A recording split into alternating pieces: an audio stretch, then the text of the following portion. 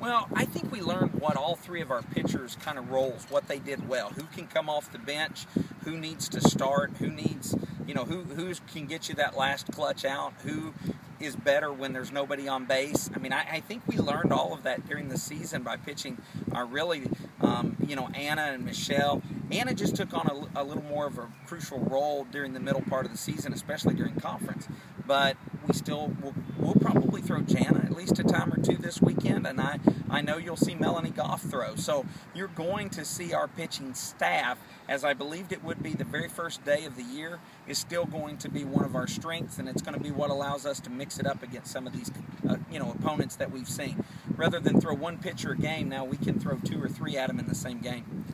So that was an emotional 3-0 sweep against Seattle. It absolutely was, and I don't know that I counted on it being that way. Is that good? Now that's good, of course, but now are you concerned at all of the emotion staying the same now that you got the turn? Now you got to get the emotions going again. Yeah, I don't know. I think the emotion's going to be there because we're at home. Yeah. I think the emotion, the intensity, the we need to show the world kind of thing. Yeah. I think that's going to be here just because of where we're at. I certainly hope so. Yeah.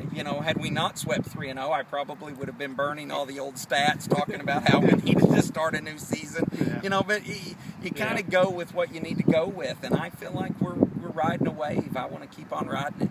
Mark, I talked to Michelle about this especially. I know you weren't, this is your first year, but in the past, Louisiana Tech has always had success in the WAC tournament. Obviously won it in 08.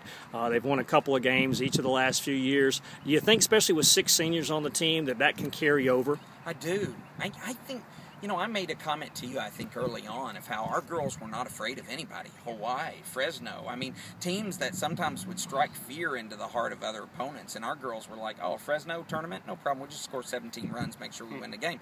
I really believe that they feel supremely confident in whoever they play. And I think that feeling of confidence is what will carry into this tournament. And doing it on our own home field will only allow things to even be better. Talk a little bit about the renovations and everything that's gone into getting this facility prepared. It's gorgeous, isn't it? I mean, it just is awesome that we have it. And one of the things that it was tough. We had to play a lot of games early season on the road. And then when we get back home, we're playing out at temporary bleachers. And sometimes we had practices with bulldozers going behind us. And so it served as a distraction. But it also served as hope or promise for the future. And I really think that even when we would be at our most frustrated with the environment or the atmosphere, it only took a moment to stop and rethink about it and realize how great things were moving. What would you tell somebody here in town who maybe has never come out to a Louisiana Tech softball game to get them to come out this weekend and support this team? Man, how exciting the game of fast-pitch softball is. I mean, I think most people equate us to baseball, and while there's a lot of truth in that, I think we're faster paced. I think we're like watching a baseball game on steroids a little bit. So, it moves quicker.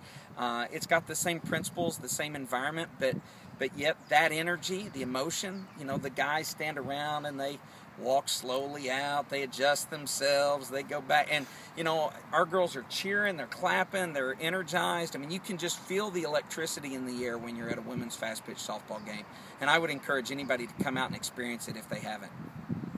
Talk about the adjustment period. We've talked about it a couple times this season about this learning curve, that getting used to the kids getting used to you. Now you're at the end of the season. What's this journey been like as you enter this tournament?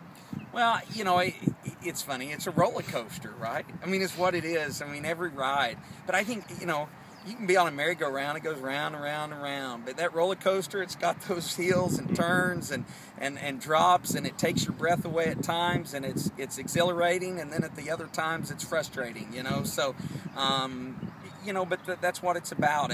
And I feel like right now we're really on the great part of the ride. We're enjoying it. It's been an amazing season, and the girls have bought in. They wear a T-shirt that on the back says "All In" because they're all in. They want this. They want this for each other. They want this for themselves. They want this for the university, and they want it for the community of Ruston. And